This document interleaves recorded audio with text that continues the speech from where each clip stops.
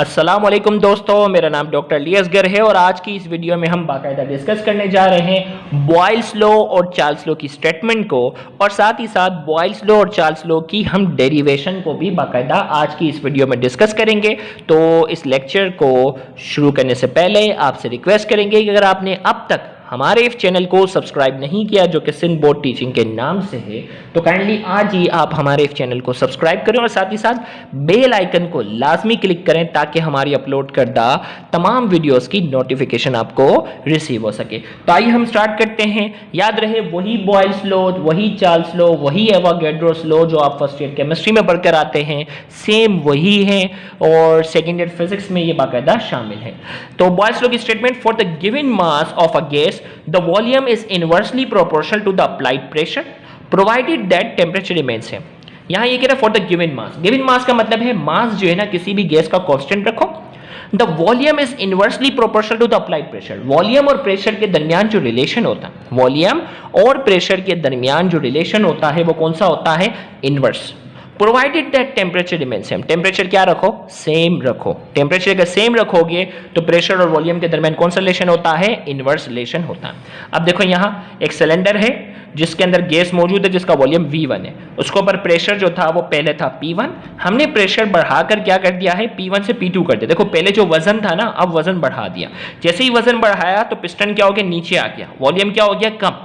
Pressure जो था पहले कम था तो वॉल्यूम ज्यादा था, प्रेशर हमने बढ़ा दिया तो वॉल्यूम क्या हो गया? कम हो गया। कौन सा रिलेशन हुआ? इनवर्स। शर्त है कि मास और टेम्परेचर क्या होना चाहिए? मास और टेम्परेचर जो है वो सेम होना चाहिए। तो इसकी स्टेटमेंट क्या बनी हमारे पास? इसकी स्टेटमेंट बनी, for the given mass of a gas the volume is inversely proportional to the applied pressure provided that temperature remain same. Temperature क्या हो? सेम रहे। मैथमेटिकली की अगर हम बात करते हैं, mathematically Boyle's law can be defined as, mathematically Boyle's law को कैसे डिफाइन करते हैं? वॉल्यूम जो है वो इनवर्सली प्रोपोर्शनल किसके? प्रेशर के। इनवर्सली प्रोपोर्शनल को हम हमेशा कैसे लिखते हैं? अपॉन में। तो V प्रोपोर्शनलिटी 1/P ये हो गया। अब प्रोपोर्शनलिटी को हम हटा देते हैं, गौर से सुनिएगा, प्रोपोर्शनलिटी को हम हटा देते हैं तो हमारे पास क्या आता है? इक्वल टू की साइन आती है, इक्वल टू की साइन आती है और यहाँ क्या आ जाता है? K constant. अब जो है वो P यहां डिवाइड हो रहा है, वहां जाकर क्या है? P यहां डिवाइड हो रहा है, वहां जाकर मल्टीप्लाई। तो PV बराबर है किसके? PV बराबर है किसके? PV बराबर है किसके? K। PV बराबर है कांस्टेंट के। अब देखो भाई, इस बेस पर एक मैथमेटिकली हमारे पास एक और स्टेटमेंट बनती है, स्टेटमेंट नंबर 2। वो क्या है? प्रोडक्ट ऑफ, देखो दोनों मल्टीप्लाई हो रहे हैं ना, तो प्रेशर और वॉल्यूम का जो प्रोडक्ट होता है वो किसके बराबर है? कांस्टेंट के। शर्त है मास और टेम्परेचर क्या होना चाहिए? सेम होना चाहिए। तो इस फॉर्मूले को देखकर हमने सेंटेंस में लिखा, the product of pressure and volume, the product of pressure and volume is equal to constant quantity provided that mass and temperature remain constant. शर्त है कि मास और टेम्परेचर क्या रहे? कांस्टेंट रहे। तो यहाँ PV इक्वल टू K है ना। अब देखो स्टेटमेंट 2 इसी की बेस पे बनी, the product of pressure and volume of gas is equal to constant quantities provided that mass and temperature remain constant. शर्त है कि मास और टेम्परेचर क्या रहे? कांस्टेंट रहे। तो यहां तक हो गया। ये डायग्राम मैंने आपको समझाई है और ये डायग्राम किसकी थी? ये डायग्राम थी डेरिवेशन की। डायग्राम किसकी थी? डेरिवेशन की। आइए डेरिवेशन मैं समझाता हूं। Consider a gas of volume V1 at initial pressure P1, initial pressure P1 है, at constant mass and temperature, mass और टेम्परेचर हमने कांस्टेंट रखा है। Then according to Boyle's law, Boyle's law के मुताबिक P1 V1 बराबर है किसके? K के। इसे नाम देते हैं इक्वेशन 1 का। फिर हमने क्या किया? प्रेशर को हमने चेंज किया है, P1 से P2 किया है, तो वॉल्यूम भी क्या हो गया? V1 से V2 हुआ। बाय इंक्रीजिंग, एक मिनट थोड़ा सा कैमरा फोकस हो जाए, okay. By increasing the pressure from P1 to P2, pressure P1 से P2 किया, volume also changes from V1 to V2, volume क्या हो गया? V1 से V2 हो गया। Then according to Boyle's law, Boyle's law के मुताबिक, बॉयल्स लॉ के मुताबिक क्या हुआ? P2 V2 बराबर है किसके? K के। इसे इक्वेशन 2 का नाम दिया।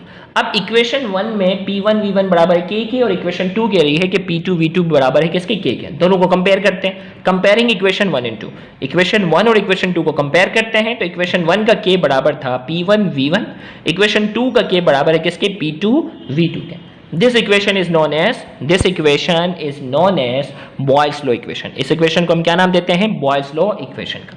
अब ग्राफ की अगर हम बात करते हैं, graph between pressure and volume, pressure और वॉल्यूम की अगर हम ग्राफ की बात करते हैं तो ये P है, ये V है। अब देखो भाई, पहले प्रेशर जो था वो कम था तो वॉल्यूम ज्यादा था, भाई P1 था ना, प्रेशर कम था तो वॉल्यूम देखो प्रेशर यहाँ से यहाँ, वर्टिकल डिस्टेंस कम है मतलब प्रेशर कम है, और वॉल्यूम का हॉरिजॉन्टल डिस्टेंस ज़्यादा है, इसका मतलब क्या था, ये ज़्यादा था। फिर हमने प्रेशर को P1 से बढ़ाकर क्या कर दिया, P2 कर दिया, तो वॉल्यूम V1 से कम होकर क्या हो गया, V2 हो गया। ये यहाँ से यहाँ हो गया, ये यहाँ से यहाँ। अब इस पॉइंट और इस पॉइंट को मिला दिया और ये हो गया कर्व। भाई आपने ग्राफ कैसे बनाना है, पहले ये आपने ये लाइन खींच ली, P1 यहाँ रखा, डॉटेड लाइन लेके यहाँ तक लिखा, P2 लिया, डॉटेड लाइन लेके यहाँ तक बनाया, फिर इस पॉइंट और इस पॉइंट को एज अ कर्व की शक्ल में क्या कर देना है, मिला देना है। तो ये हमारे पास बन गया है ग्राफ ऑफ बॉयल्स लॉ। इस लेक्चर का जो दूसरा हिस्सा है उसमें बाकायदा हम क्या करने जा रहे हैं, चार्ल्स लॉ को बाकायदा समझने जा रहे हैं और चार्ल्स लॉ के बाकायदा ग्राफ को भी हम समझेंगे, तो उसे देखना मत भूलिएगा। थैंक यू वेरी मच, अल्लाह हाफिज़।